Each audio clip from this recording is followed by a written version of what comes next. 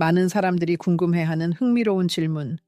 왜 거리를 두면 상대방이 나에 대해 더 많이 생각하게 될까? 이 현상은 단순한 속임수나 조작을 넘어 인간 심리와 자아 인식에 대한 깊은 진실을 건드립니다. 그 핵심은 우리가 자신에게 부여하는 가치와 그 가치가 다른 사람과의 관계에 어떻게 반영되는지에 있습니다. 루이스 헤이가 말했듯이 우리 자신에 대한 믿음은 세상과의 모든 상호작용에 스며들어 우리의 현실을 형성합니다. 바로 이 내면의 자기 가치감이 종종 개인적인 갈등과 낭만적인 관계의 결과를 결정합니다.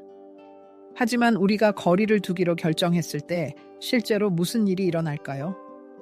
이것은 단순히 물리적 거리를 늘리는 것뿐만 아니라 우리가 발산하는 에너지의 변화입니다. 집착적으로 관심을 구걸하는 것을 멈추고 우리는 충만하고 만족스러운 삶을 살기 시작하며 이는 역학관계를 근본적으로 바꿉니다. 자기 존중에서 비롯된 침묵은 엄청난 힘을 지닙니다. 그것은 단순한 말의 부재가 아니라 자기 가치에 대한 강력한 선언입니다. 나는 나 자신을 선택하고 내 시간과 에너지를 소중히 여기며 더 이상 받을 자격이 있는 것을 구걸하지 않겠다. 왜 우리는 그렇게 자주 칭찬을 해줄까요? 심지어 그렇게 느끼지 않을 때조차도? 왜 우리는 항상 기꺼이 도움을 주려 할까요? 심지어 지쳐 있을 때조차도? 왜 우리는 아니요 라고 말하기가 그렇게 어려울까요?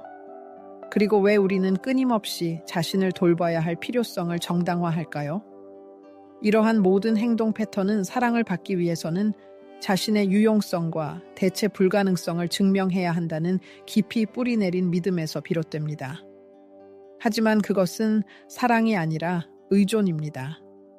진정한 매력은 신중하게 고안된 전략이나 공허한 약속에서 비롯되는 것이 아니라 자기 자신에 대한 깊은 존중과 사랑에서 비롯됩니다. 우리가 다른 사람의 틀에 맞추기 위해 에너지를 낭비하는 것을 멈추고 진정으로 자신을 표현하기 시작할 때 마법 같은 일이 일어납니다. 고통스럽거나 도달할 수 없어 보였던 관계가 변화하기 시작합니다. 그리고 문제는 다른 사람들이 변하는 것이 아니라 사랑을 얻기 위해 자신의 개성을 희생해야 하는 게임을 더 이상 할 의향이 없다는 것입니다. 당신이 자신을 사랑하는 마음으로 행동하기 시작하면 무슨 일이 일어날까요? 그 답은 당신을 놀라게 할 수도 있습니다. 여성과의 관계의 복잡한 그물망 속에는 역설적인 진실이 숨겨져 있습니다. 그녀에게 더 많은 자유와 공간을 제공할수록 당신의 인물에 대한 그녀의 관심은 더욱 뜨거워집니다. 그러나 이 관찰 뒤에는 훨씬 더 깊은 이해가 숨어 있습니다. 당신의 중요성은 당신의 이용 가능성의 정도가 아니라 당신이 곁에 두고 싶은 사람을 선택할 때 나타내는 자기 존중의 수준에 의해 결정됩니다. 우리 관계의 본질은 외부 환경에서 비롯되는 것이 아니라 우리 내면 세계의 깊이에서 비롯됩니다. 이러한 깨달음은 우리에게 일어나는 일에 대한 완전한 책임을 지게 하므로 당황스럽고 고통스러울 수도 있습니다. 저명한 심리학자 루이스 헤이는 우리를 상처 입히는 것은 주변 사람들의 행동이 아니라 우리가 받을 자격이 있다고 생각하는 것에 대한 우리 자신의 생각이라고 주장했습니다. 종종 잠재의식적인 이러한 깊이 뿌리내린 믿음은 자석처럼 작용하여 특정 유형의 관계를 우리 삶에 끌어들입니다.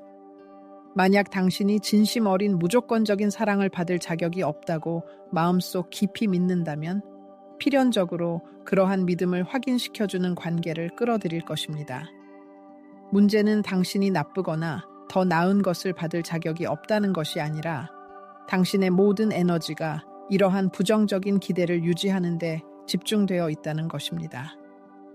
결과적으로 당신은 끊임없이 자신의 가치를 증명해야 하고 당신의 감정은 눈에 띄지 않게 되고 애정의 모든 표현은 조건부인 것처럼 보이는 관계에 처하게 됩니다. 그리고 이것은 우연이 아니라 당신의 내면의 대화, 당신이 혼자 있을 때 자신에게 하는 말의 직접적인 반영입니다. 그것은 나는 충분히 좋지 않아. 그녀는 분명히 나를 버릴 거야. 나에게 뭔가 잘못됐어. 라고 속삭이는 바로 그 내면의 목소리입니다. 이 끊임없이 이어지는 내면의 독백이 당신의 외부 현실을 형성합니다. 많은 사람들이 문제의 근원이 다른 사람에게 있다고 잘못 생각하고 바로 그 사람을 찾기만 하면 모든 것이 저절로 해결될 것이라고 생각합니다. 그러나 자신에 대한 생각을 바꾸지 않으면 가장 사랑하고 헌신적인 파트너조차도 결국 당신의 내면의 불안감을 반영할 것입니다. 결국 문제는 당신 옆에 누가 있느냐가 아니라 당신이 자신의 정신적인 상처의 프리즘을 통해 그 사람을 어떻게 인식하느냐에 있습니다. 남성의 자아 인식이 흔들릴 때 그의 행동에는 불안감이 스며듭니다. 그는 집착하고 서둘러 마음을 열고 행동으로 자신이 부족하다고 생각하는 것을 보상하려고 합니다. 이것은 그를 지치게 하고 밀어냅니다. 왜냐하면 그는 확신 대신 필요를 발산하기 때문입니다. 여성은 이것을 의식하지 못할 수도 있지만 본능적으로 느낍니다. 그녀는 보살핌으로 위장된 관심에 대한 갈망, 응답을 기대하는 칭찬, 거부당할까봐 두려워 숨겨진 친절한 몸짓을 감지합니다. 그리고 그녀는 이러한 관심의 표시에 아첨을 받을 수도 있지만 그것이 내면의 문제에서 비롯되었다고 느낀다면 깊은 연결은 일어나지 않을 것입니다. 자기 개발은 외적인 변화가 아니라 자신의 신념을 제고하는 것에서 시작됩니다. 당신은 그 어떤 것도 증명할 필요 없이 그저 존재하는 것만으로도 사랑받을 자격이 있다고 믿나요? 아무런 대가도 바라지 않고 침묵할 수 있으며 그럼에도 자신의 가치를 느끼나요? 자신을 부드러움과 연민으로 바라볼 수 있나요? 진정한 성장은 바로 실패와 실수 속에서 시작됩니다. 루이스 헤이는 거울을 보며 눈을 맞추고 나는 나를 사랑한다 라고 반복하는 간단하면서도 효과적인 연습을 제안했습니다. 많은 이들에게 이는 불가능한 과제처럼 느껴집니다. 거울 속에서 그들은 비난, 거부, 수치심만을 보기 때문입니다. 그들은 사랑받을 가치가 있는 사람을 보는 것이 아니라 사랑받기 위해 변화해야 할 사람을 봅니다. 이러한 내면의 요구는 다른 사람과의 관계에도 투영됩니다.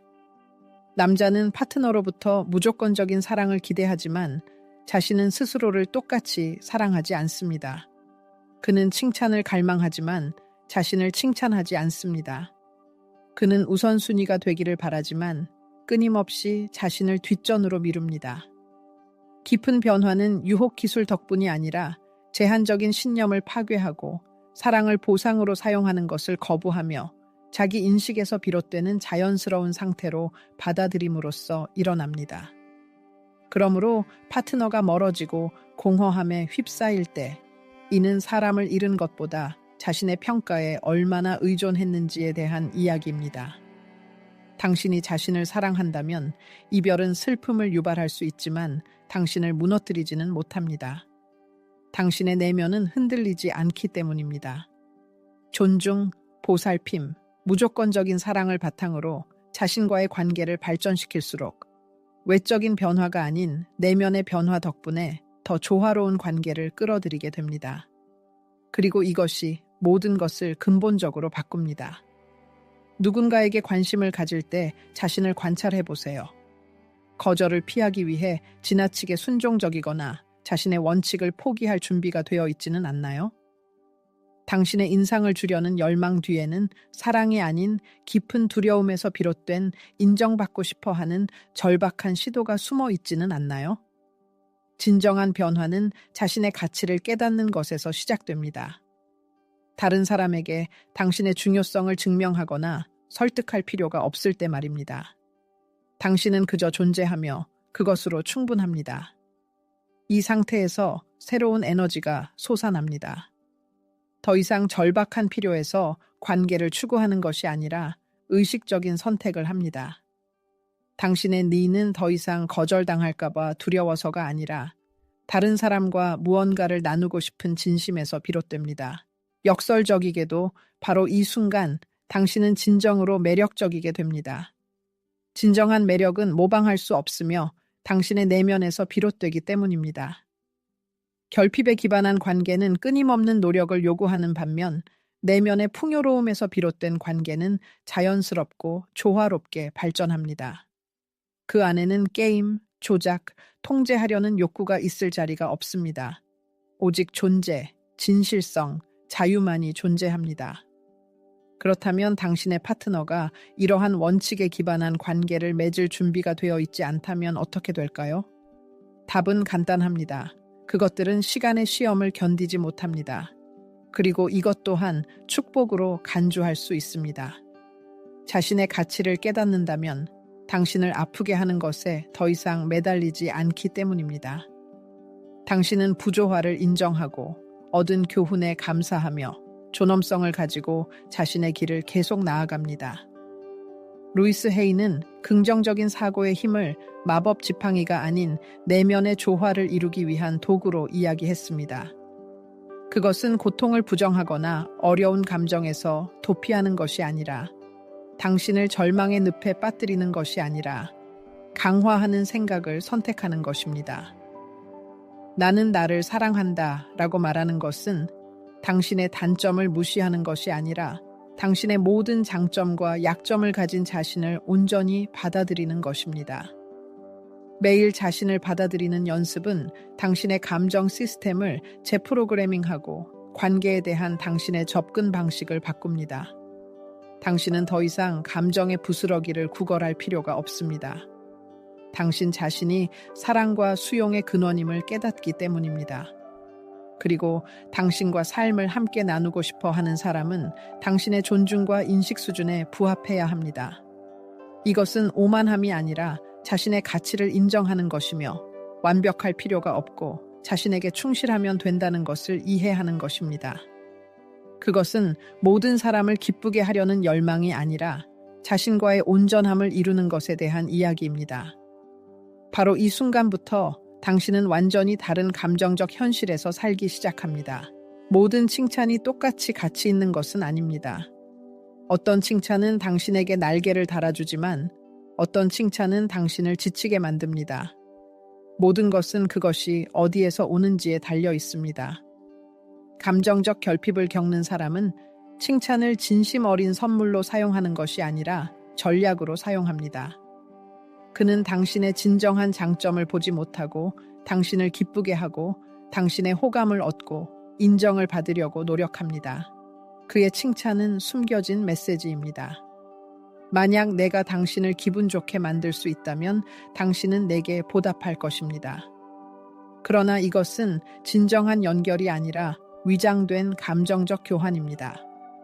자신의 행동을 뒷받침하는 동기에 대한 성찰에서 루이스 헤이는 칭찬을 특별히 강조하며 이 경우 진실성이 가장 중요하다고 강조했습니다. 마음에서 우러나오는 칭찬과 숨겨진 필요에 의해 좌우되는 칭찬을 구별하는 것이 중요합니다. 감정적 결핍을 느끼는 사람은 진심으로 감탄해서 여성을 칭찬하는 것이 아니라 관심, 인정 또는 단순히 거절을 피하기 위해 무언가를 얻기를 바라기 때문입니다. 아무리 기분 좋게 들릴지라도 이러한 말에는 보이지 않는 짐이 실려 압박감을 줍니다. 그리고 많은 여성들이 말로 표현할 수 없더라도 본능적으로 그것을 느낍니다. 그러한 칭찬은 본질적으로 암묵적인 거래가 되어 기쁨 대신 공허함을 가져다 줍니다. 관계에 긴장이 생기고 여성은 불편함과 심지어 같은 돈으로 보답할 수 없다는 죄책감을 느끼며 멀어지기 시작합니다. 남자는 진정한 이유를 이해하지 못하고 모든 것을 제대로 하고 있다고 생각하며 좋아 보이려는 집착적인 열망이 짐이 된다는 것을 깨닫지 못하고 실망감을 느낍니다. 내면의 조화와 자족감을 느끼는 사람에게서 나온 칭찬은 완전히 다른 그림을 보여줍니다. 그는 인상을 주거나 조종하거나 무언가를 구걸할 필요가 없습니다. 그는 단순히 아름다움을 알아차리고 그것을 인정하고 기대나 불안 없이 사심 없이 감탄을 표현합니다. 그러한 칭찬은 신선한 공기와 같이 느껴지며 얽매이지 않고 요구하지 않으며 강요하지 않습니다. 반대로 그는 압력이 없고 진실한 존재만이 있기 때문에 개방적인 분위기를 조성합니다. 그리고 진정한 존재는 자석과 같은 힘을 가지고 있습니다. 담례로 포옹을 기대하며 당신은 멋져 보여요 라고 말하는 남자와 정말 그렇게 생각하기 때문에 똑같은 말을 하고 당신의 반응에 집착하지 않고 자신의 길을 가는 남자 사이의 차이점을 상상해 보세요. 역설적이게도 두 번째 경우가 더 강한 유대감을 형성합니다. 왜냐하면 그 안에는 필요가 없고 풍요가 있기 때문입니다. 이것은 칭찬을 포기하라는 촉구가 아니라 오히려 그 근원을 제고하라는 초대입니다. 스스로에게 질문하세요. 내가 진실한 것을 공유하고 싶어서 이렇게 말하는가? 아니면 내가 좋아 보일 필요가 있어서 이렇게 말하는가? 내가 다른 사람을 인정하는가? 아니면 나 자신을 위한 인정을 찾는가? 자신의 가치와 강력한 연결을 구축할 수 있다면 칭찬은 당신의 에너지의 자연스러운 확장이 됩니다. 그것은 무기나 가면이 되는 것을 멈추고 진실의 다리, 진실의 통로로 변합니다. 그리고 시간이 지남에 따라 당신의 관계를 변화시킵니다. 왜냐하면 당신은 또한 내면의 조화를 발산하고 조종하거나 조종당할 필요가 없고 무언가를 얻기 위해서가 아니라 목격한 아름다움에서 기쁨을 나누기 위해 칭찬하는 사람들을 끌어들이기 시작하기 때문입니다. 뛰어난 루이스 헤이가 주장했듯이 자기에는 이기적인 자기 도취와는 아무런 관련이 없습니다. 오히려 그것은 우리 삶의 모든 것이 세워지는 초석입니다. 사람이 자신의 가치를 인식하지 못하면 세상과의 모든 상호작용은 필연적으로 인정을 위한 필사적인 투쟁으로 변할 것입니다. 그리고 당신 자신이 자신에게 충분히 좋지 않을 때 다른 사람의 기대에 부응하려는 헛된 시도보다 더 피곤하고 지치는 것이 있을까요? 우리를 자기의 결핍이 움직일 때 가장 단순한 칭찬조차도 고통스러운 중독으로 변할 수 있습니다. 그것은 잠시 받아들여지고 필요하다고 느끼게 해주는 일종의 도구가 됩니다. 그러나 이 환상은 극도로 깨지기 쉽고 일시적입니다. 왜냐하면 매번 더 많은 확인, 더 많은 승인, 더 많은 관심을 필요로 하기 때문입니다. 그리고 우리가 원하는 것을 얻지 못하자마자 깊은 실망감과 실패감이 우리를 사로잡습니다. 우리를 자기의 풍요가 움직일 때는 완전히 다른 그림이 나타납니다. 이 경우 칭찬은 우리 안에 텅 빈 공허함을 채우려고 애쓰지 않고 오히려 우리를 가득 채우는 충만함을 나누는 진정한 예술, 진심 어린 몸짓으로 변합니다. 당신이 모든 사람에게 좋아 보일 의무가 없다는 것을 깨닫는 데에는 믿을 수 없을 정도로 해방감이 있습니다. 아무것도 기대하지 않고 좋은 말을 할 수 있는 능력. 즉각적인 상호성이 따르지 않더라도 불안감과 걱정이 없습니다. 이것은 차갑거나 무관심하라는 의미가 아니라 자급자족하고 온전하라는 의미입니다. 종종 결핍에서 칭찬하는 사람은 자신의 행동에 진정한 동기를 인식조차 하지 못합니다. 그는 자신이 친절, 관대함, 심지어 매력을 보이고 있다고 생각합니다. 그러나 그의 마음속 깊은 곳에는 한때 모든 사람에게 좋아 보일 경우에만 사랑받을 것이라고 배웠던 작고 겁에 질린 아이가 살고 있습니다. 그리고 이 깊은 상처가 치유될 때까지 모든 칭찬은 불안과 두려움을 숨기는 가엾은 가면일 뿐입니다. 그렇기 때문에 깊고 의미 있는 관계를 맺기 전에 먼저 자신을 치유하는 것이 매우 중요합니다. 그렇지 않으면 우리는 이러한 관계를 감정적 지팡이로 내면의 공허함을 채우는 수단으로 사용할 위험이 있으며 이는 궁극적으로 실망과 고통으로 이어질 것입니다. 주변 사람들의 인정과 승인을 갈망하고 그들의 끊임없는 애정을 갈망하는 것은 우리가 진정으로 교제를 즐기는 것을 방해합니다. 우리는 주는 것보다 받는 것에 집착하게 되고 이것은 우리의 관계를 망칩니다. 유명한 심리학자 루이스 헤이는 자신과의 관계를 치유하는 것이 다른 사람들과 건강한 관계를 구축하는 데 초석이라고 정당하게 주장했습니다. 우리 안에 빛이 타오르지 않으면 빛을 나눌 수 없습니다. 그러므로 무엇보다도 주변 사람들의 칭찬에 만족하지 말고 자신을 사랑하고 받아들여야 합니다. 거울을 보며 진심으로 나는 나를 좋아하고 나를 존경하고 나는 충분히 괜찮아 라고 말할 수 있을 때 자신의 가치를 끊임없이 확인받아야 할 필요성은 사라집니다. 그리고 그때 우리의 말, 칭찬을 포함하여 조작의 수단이 아닌 진심 어린 감정 표현이 됩니다. 기꺼이 도움을 주고 경청하고 지지하는 것은 분명히 고귀한 자질입니다. 그러나 지나친 접근성은 조용한 자기 부정의 형태로 바뀔 수 있습니다. 다른 사람을 위해 항상 기꺼이 희생하는 사람들은 끊임없는 친절과 관심의 원천처럼 보입니다. 그러나 이러한 무조건적인 헌신 뒤에는 종종 불안한 신호가 숨어 있습니다. 그들의 가치는 주변 사람들에게 유용함에 의해서만 결정된다는 믿음입니다. 루이스 헤이는 진정한 자기 사랑은 우리의 존재가 변명을 필요로 하지 않는다는 것을 깨닫는 것에서 시작된다고 가르쳤습니다. 우리는 우리가 하는 일이 아니라 우리 자신이 누구인지에 따라 가치가 있습니다. 다른 사람의 문제를 해결하거나 만족시키거나 희생할 때만 사랑받을 자격이 있다고 느낀다면 그것은 더 이상 사랑이 아니라 거래입니다. 지나친 접근성은 애정으로 위장될 수 있지만 실제로는 종종 두려움의 표현입니다. 잊혀질까봐 두려워하고 충분히 좋지 않을까봐 두려워하고 대체될까봐 두려워합니다. 결국 우리는 다른 사람에게는 없어서는 안 될 존재가 되지만 우리 자신에게는 보이지 않는 존재가 됩니다. 이러한 행동 패턴은 감정적으로나 에너지적으로 소진됩니다. 왜냐하면 우리가 가진 것보다 더 많이 주기 때문입니다. 점차 우리는 자신을 잃기 시작하고 자신의 욕망, 필요, 감정을 잊어버립니다. 우리는 자신의 가치를 다른 사람의 기대라는 프리즘을 통해 정의하고 이것은 우리를 취약하고 의존적으로 만듭니다.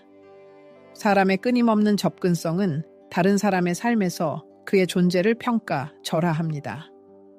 쉽게 얻을 수 있는 것은 매력을 잃는다는 것은 잘 알려진 사실입니다. 역설적이게도 보장된 것은 누군가의 잔인함 때문이 아니라 희소한 것을 더 소중히 여기는 인간 본성 때문에 바람직하지 않게 됩니다. 바로 이렇게 불균형한 관계가 시작됩니다.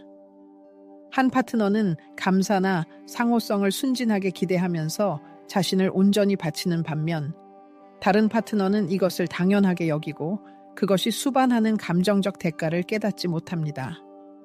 시간이 지남에 따라 이것은 분개와 실망으로 이어집니다. 주는 사람은 이용당한다고 느끼고 받는 사람은 압박감과 빚을 느낍니다. 관대함의 표현으로 시작된 것은 양쪽 모두에게 무거운 짐이 됩니다. 이러한 상황에서 벗어나는 방법은 이기심이 아니라 자신의 에너지를 관리하는 능력에 있습니다. 때로는 예 라고 끊임없이 말하는 것보다 아니요 라고 말하는 것이 더 사랑스러운 행동임을 깨닫는 것이 중요합니다. 모든 사람과 모든 것을 구해야 할 의무가 있다고 생각하지 마십시오. 자신을 배신하지 않고도 관대할 수 있습니다.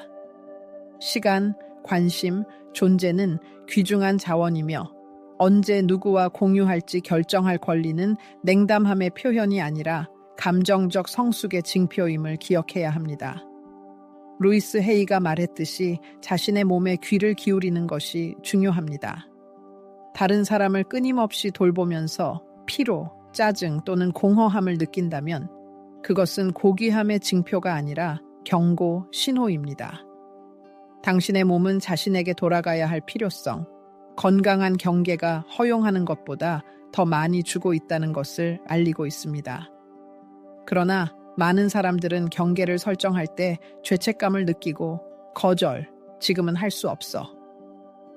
사랑의 부족을 나타내는 것처럼 생각합니다. 하지만 전혀 그렇지 않습니다. 이것은 자신의 에너지를 보존하여 의무감이나 소진된 느낌이 아니라 진심 어린 욕망에서 줄 수 있도록 하는 방법입니다. 설명이나 변명 없이 아니요 라고 말하는 법을 배우는 것은 자신을 사랑하는 가장 성숙한 형태 중 하나입니다.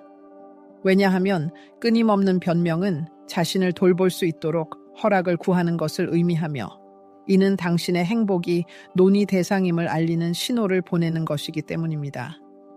선택적 접근성은 사람을 덜 관대하게 만드는 것이 아니라 오히려 더 온전하게 만듭니다. 이것은 공허함이 아닌 충만함의 상태에서 다른 사람의 삶에 존재할 수 있도록 해줍니다. 이것은 당신의 시간을 소중히 여기는 사람들을 끌어들입니다. 왜냐하면 그들은 당신도 그것을 소중히 여긴다고 느끼기 때문입니다. 그리고 당신이 자신을 돌보기 시작하면 다른 사람들도 그렇게 하도록 영감을 줍니다. 당신의 에너지는 소진된 구조자의 에너지에서 명확하고 확고하고 사랑스러운 존재의 에너지로 변환됩니다. 상대를 기쁘게 하려 애쓰기보다 나누는 것을 추구하는 존재. 싫다라고 말하는 것은 자신을 사랑하는 한 형태이며 때로는 침묵 또한 자신을 돌보는 표현입니다. 통찰력 있는 심리학자 루이스 헤이는 우리에게 경계를 타인에 맞서 세운 난공불락의 벽이 아니라 우리 자신을 감싸는 부드러운 포옹으로 받아들이도록 가르쳤습니다. 그러나 오랜 세월 동안 사회적 통념은 완강하게 정반대의 관점을 주입하여 거절은 이기심의 표현으로, 침묵은 소외의 징표로, 고독을 추구하는 것은 가까운 사람들에게 고통을 주는 방법으로 제시했습니다. 우리는 자신에게 충실하기보다는 다른 사람의 기대를 충족시키기 위해 기꺼이 남을 즐겁게 하도록 길들여졌습니다. 그러므로 사람이 마침내 개인적인 경계를 설정하기로 결심할 때 마치 내리는 모든 결정에 정당성이 필요한 것처럼 죄책감에 시달리는 경우가 많습니다. 몸이 너무 지쳐서 오늘은 안 돼요. 회복할 시간이 필요해서 그 모임에 가고 싶지 않아요. 내 필요를 우선시하기 때문에 즉시 답장하지 않아요. 그리고 매번 자기 변명에 갇혀 있을 때 그는 무심코 숨겨진 메시지를 확인합니다. 나의 행복은 당신의 승인에 달려 있어요. 하지만 이것은 근본적으로 잘못되었습니다. 성숙한 자기에는 변명을 필요로 하지 않으며 자신의 안녕을 돌보는 것에 대한 허락을 구하지 않으며 존엄성과 자신감을 가지고 자신을 주장하고 이러한 자기 주장의 행위에서 치유를 얻습니다. 침묵은 처벌이나 조작이 아닌 필요한 공간을 만들기 위해 사용해야 하는 또 다른 강력한 도구입니다. 자신의 감정을 깨닫고 일어나는 일을 관찰하고 순간적인 반응에 압력을 받지 않고 신중한 결정을 내릴 수 있는 공간입니다. 지혜와 신중함을 가지고 사용되는 침묵은 사람들 사이에 거리를 두는 것이 아니라 오히려 명확성과 이해를 가져다 줍니다. 어떤 논의든 갈등에 기름을 붓는 상황이 있고 설명하려는 시도가 누구도 진정으로 서로의 말을 듣지 않는 끝없는 변명의 소용돌이로 변하는 상황이 있습니다. 그러한 순간에 침묵은 지혜와 자제력의 표현이 됩니다. 이것은 당신이 지금 당장 나를 이해할 필요는 없어요. 나 자신을 지지하고 내 감정을 파악해야 해요. 라고 말하는 방법입니다. 많은 사람들이 오해받을까봐 두려워 무의미한 논쟁에 휘말립니다. 하지만 만약 그런 일이 일어난다면 어떻게 될까요? 다른 사람들이 당신에 대해 형성한 모든 잘못된 인식을 바로잡아야 할까요? 루이스 헤이는 사람이 자신과 조화를 이루고 있을 때 방어할 필요가 저절로 사라진다고 말했습니다. 방어할 이유가 사라져서가 아니라 그의 진실은 현실적이고 의미 있기 위해 큰 소리로 말하고 외칠 필요가 없다는 것을 깨닫기 때문입니다. 아니요 라고 말하는 능력은 다양한 형태로 나타날 수 있습니다. 메시지에 즉시 답장하지 않거나 에너지를 고갈시킬 것을 알고 있는 모임을 건너뛰거나 더 이상 만족을 주지 않는 관계에서 멀어지는 것일 수 있습니다. 항상 직접적인 대결을 의미하는 것은 아닙니다. 때로는 자신을 지키기 위해 아니요 라고 말하는 것으로 충분합니다. 때로는 가장 설득력 있고 강력한 행동이 침묵 속으로 물러나는 것입니다. 이 결정이 분노의 폭발이나 냉담한 무관심이 아니라 자신에 대한 내적 존중에서 비롯될 때 당신이 전달하는 메시지는 특별한 설득력을 얻습니다. 자신을 우선시함으로써 당신은 곁에 있어야 할 사람들을 밀어내는 것이 아니라 오히려 그들을 끌어당깁니다. 당신과 같은 파장에 맞춰진 사람은 당신의 영혼의 모든 움직임에 대한 자세한 보고를 요구하지 않고 당신의 일시 중지를 직관적으로 이해할 것입니다.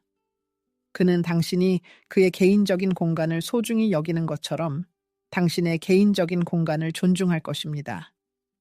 자기애에서 비롯된 침묵은 소통으로부터의 도피가 아니라 존재의 한 형태입니다. 그것은 진정으로 중요한 것에 집중하는 것입니다.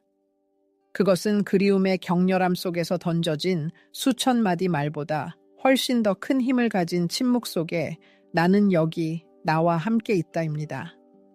아니오라고 말하는 것은 동시에 더 큰 무언가, 즉 당신의 내면 세계, 필요한 휴식, 중요한 내적 과정, 당신의 진실에 예라고 말하는 것입니다.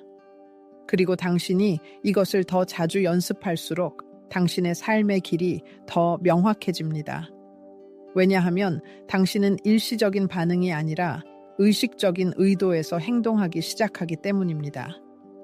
긍정적인 사고의 힘에 대한 작품으로 유명한 루이스 헤이는 자신의 생각을 선택하는 것의 중요성뿐만 아니라 자신의 싸움을 선택하는 것의 필요성에 대해서도 이야기했습니다. 이 세상의 모든 것이 당신의 에너지와 관심을 받을 가치가 있는 것은 아닙니다.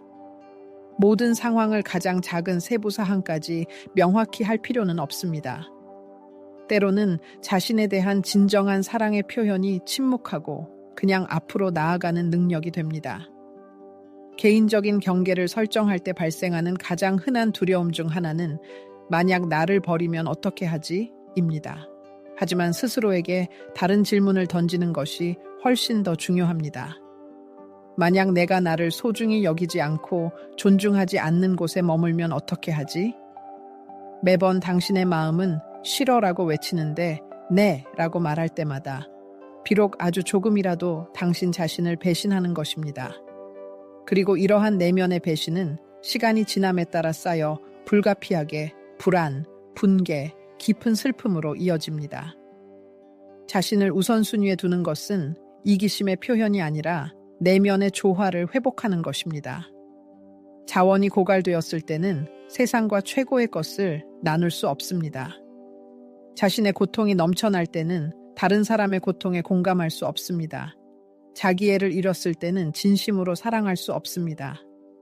확실히 자신과의 연결을 잃으면 행복으로 가는 길은 막힙니다.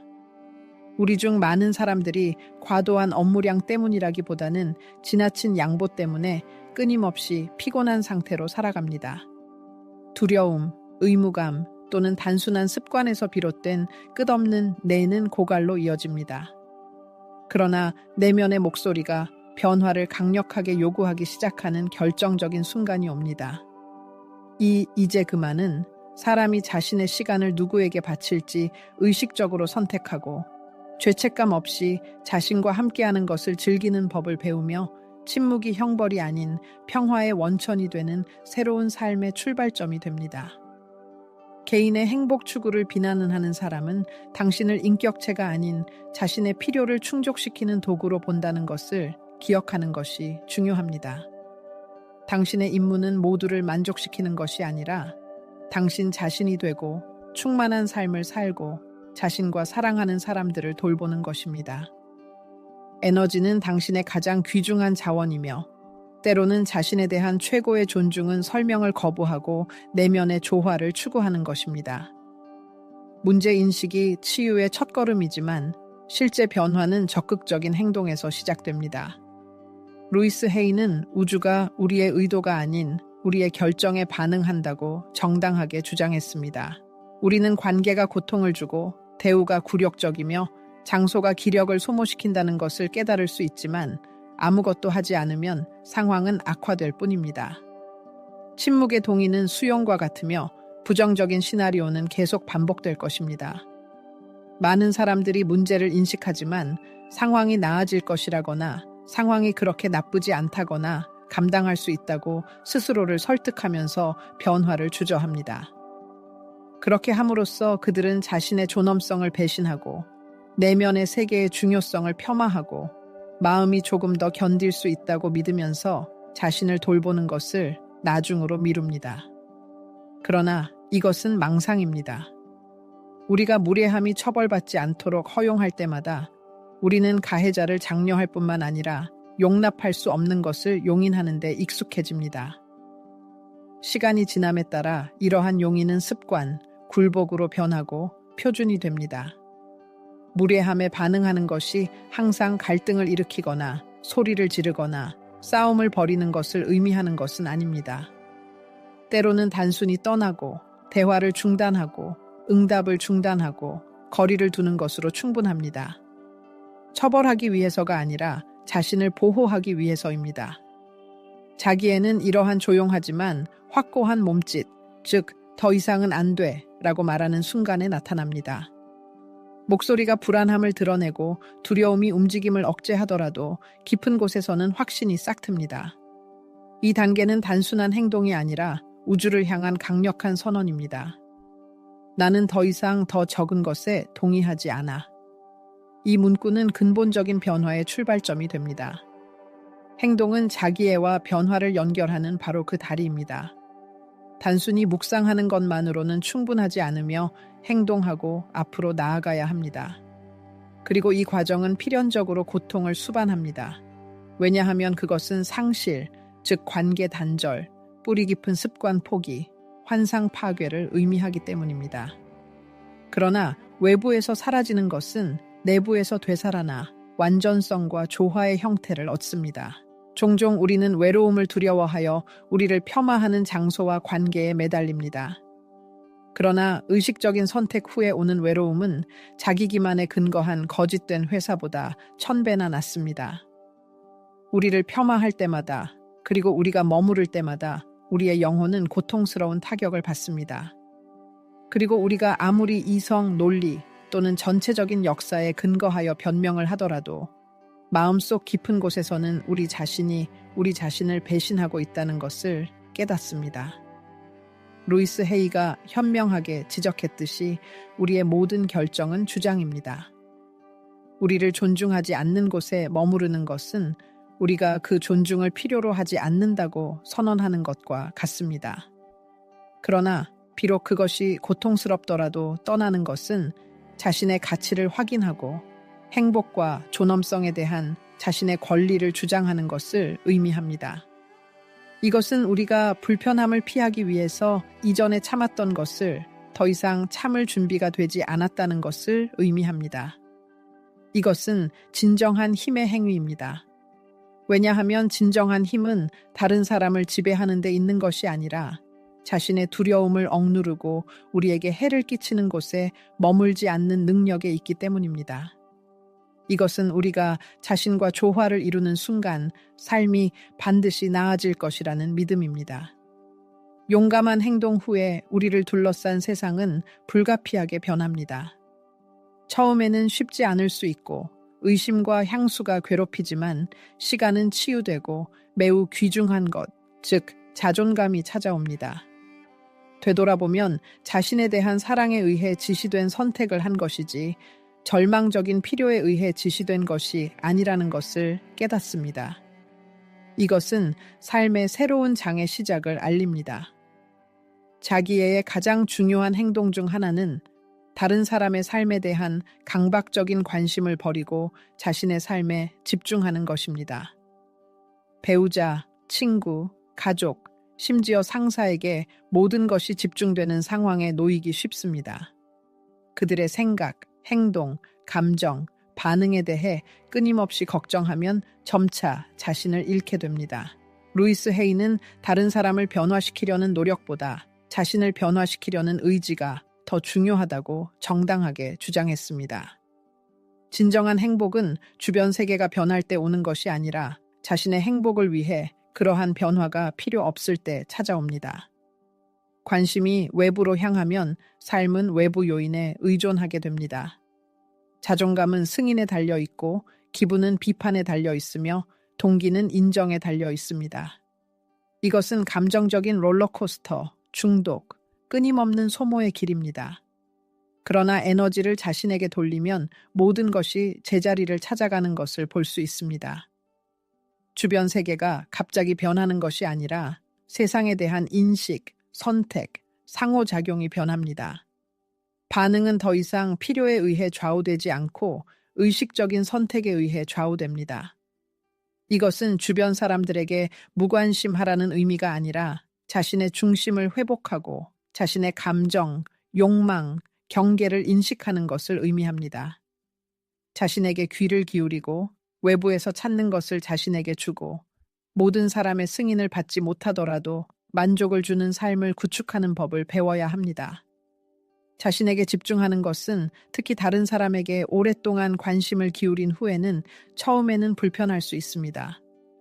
자신에게 돌아가는 것은 혼란을 야기할 수 있지만 이는 자신과 재회하는 과정의 정상적인 부분입니다. 작은 것부터 시작하세요. 무엇이 필요한지, 무엇을 원하는지, 다른 사람을 기쁘게 할 필요가 없다면 무엇을 하고 싶은지 스스로에게 물어보세요. 당신의 결정이 진실한지, 아니면 주변 사람들의 실망을 피하고 싶은 욕망에 의해 좌우되는지 스스로에게 질문하세요. 루이스 헤이는 모든 생각이 내면 세계를 건설하는 벽돌이라고 가르쳤습니다. 따라서 질문을 바꾸십시오. 이렇게 하면 내가 마음에 들까? 라고 묻는 대신 이렇게 하면 내가 마음에 들까? 라고 스스로에게 물어보세요. 이 간단한 변화는 하루뿐만 아니라 인생 전체를 바꿀 수 있습니다. 자신에게 집중하면 승인을 쫓는 것을 멈추고 진실성을 키우기 시작합니다. 당신은 눈에 띄기 위해 역할을 연기하는 것을 멈추고 자신을 보기 위해 살기 시작합니다. 이것은 내면의 힘을 강화할 뿐만 아니라 당신을 더 매력적으로 만듭니다. 왜냐하면 내면의 확신이 느껴지고 치유의 길에 있는 사람들은 그것을 알아차리기 때문입니다. 그러면 아름다운 일이 일어납니다.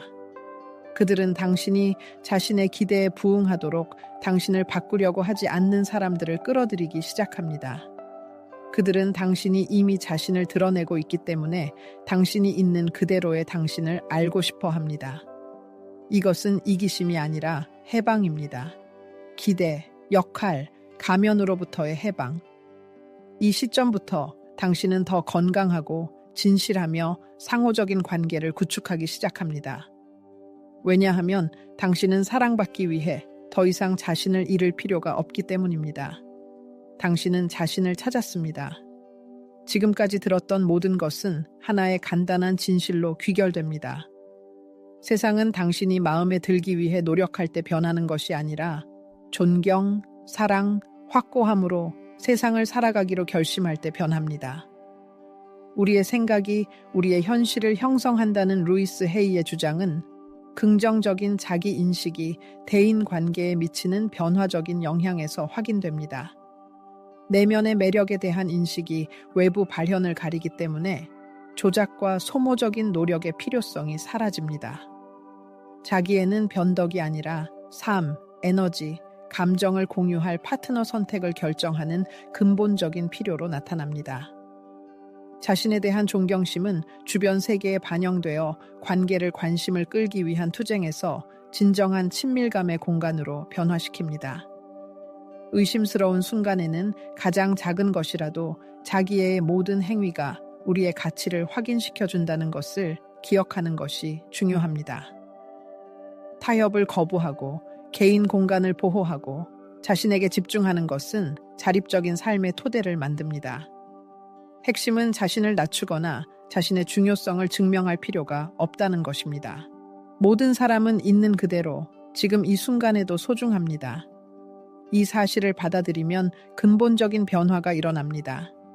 자기 인식, 자기 관리, 자기 포지셔닝은 주변 환경에 영향을 미칩니다. 이전에는 우리를 소중히 여기지 않았던 사람들은 그들의 에너지가 우리의 새로운 주파수와 일치하지 않기 때문에 멀어집니다. 동시에 우리의 가치를 공유하고 우리의 명확성과 내면의 빛에 이끌리는 새로운 사람들이 나타납니다.